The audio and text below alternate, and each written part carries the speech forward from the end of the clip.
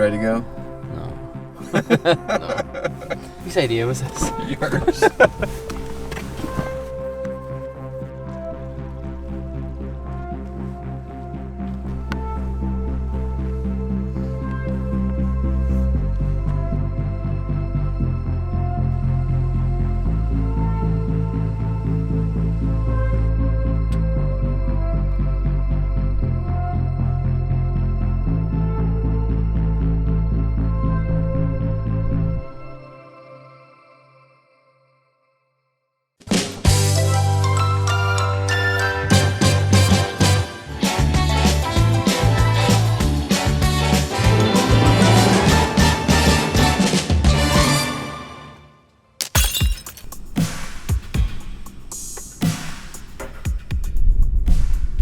Barely cold night, but I don't care. Well, I do care. I'm absolutely freezing. My hands are not.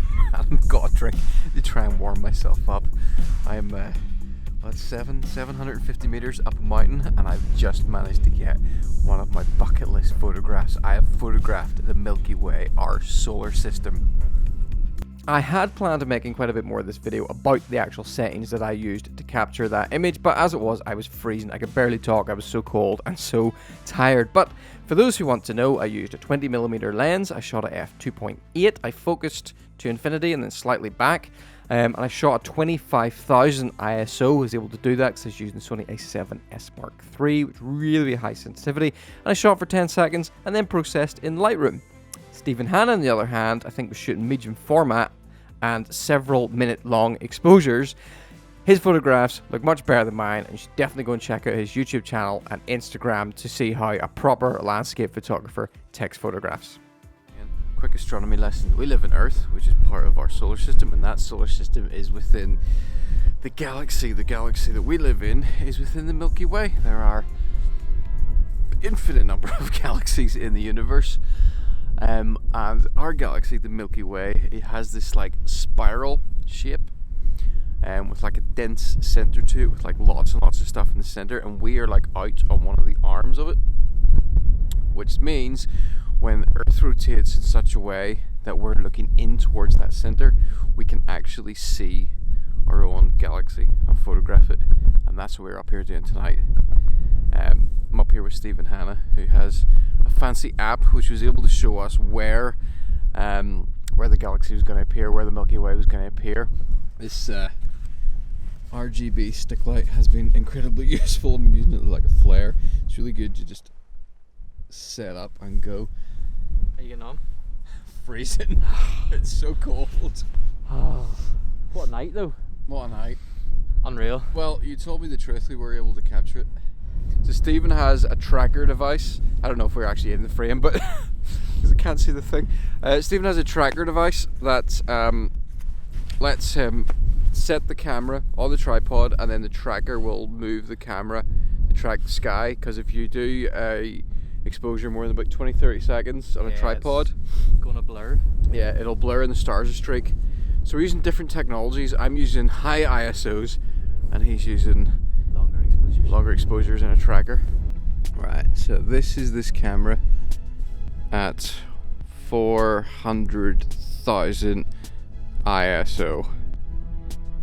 And if you look right in the middle of this shot, see that cloudy area? That cloudy area is the center of our galaxy, the Milky Way galaxy. So if you imagine that is like the center, you know those balance, the balance boards with the ball in the middle and the rim around the edge, where we're out on the rim looking in towards the center, and that is like you're looking at literally thousands, if not millions, of stars and planets right now in that cloud. Here is Stephen Hanna, humble human being. You look like a minion. Slept for 24 hours. So you're doing 4-minute exposures. You can see me right now, can't you? Yeah, I can see you. I can't see you with my eyes, but the camera can see you. Like, I can pick out the red in your jacket.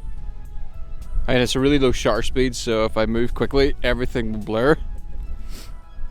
but I can see you. This is why one of the reasons I got this camera.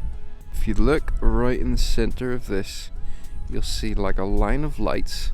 That's the coast, and then just above it there's another light, and that is a ship, long ship heading in towards the harbour. So you're doing your last exposure, and then over to Milky for sunrise. Coffee. Coffee and sunrise. What's your biggest tip for anyone wanting to start landscape photography? Don't do it. Don't do We'll keep the competition down. I think you have to do things like this. I think you have to have patience and be prepared to go out in crazy hours when everybody else is sleeping. Yeah, because I've been looking at your photography for years, and there's a lot of times I'll look at a photograph and I'll think, you know what, I could totally take that photograph myself. That's easy. And what you don't realize, I think sometimes pressing the shutter is the easy bit. Yeah. Getting the right location, getting the right composition, and then getting the right conditions and having perseverance. Because you're up here, I've seen photograph. Like the first time we came up here, you hadn't been up.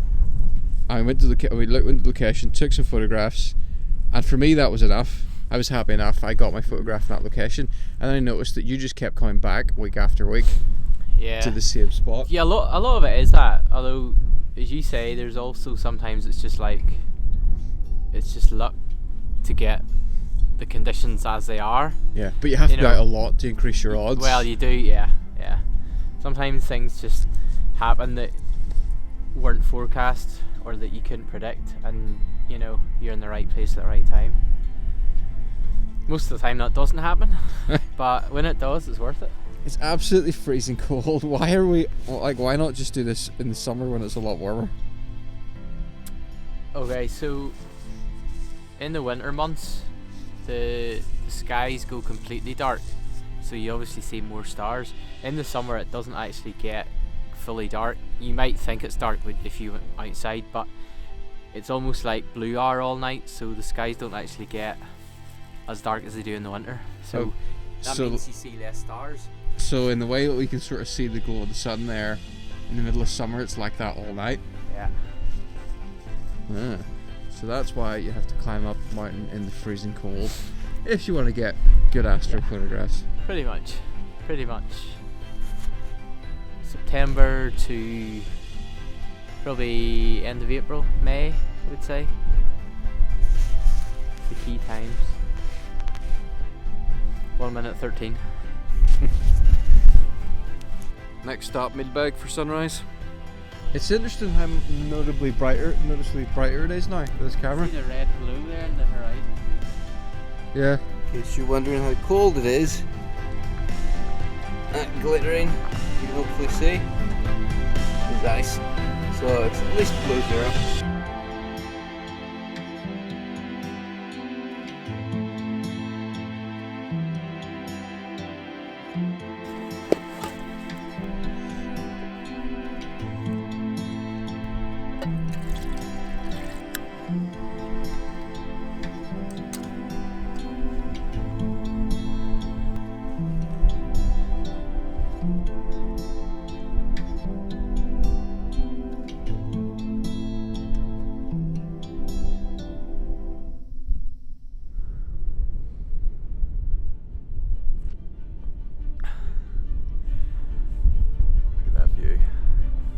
Look at that light. There's a few clouds. You can see that that's not the sea out there, that's the land. And it's completely covered in cloud. Don't know if they're going to come into the mountains or not, but yeah. I'm going to start talking for a bit, grab the camera and see what kind of shots I can get.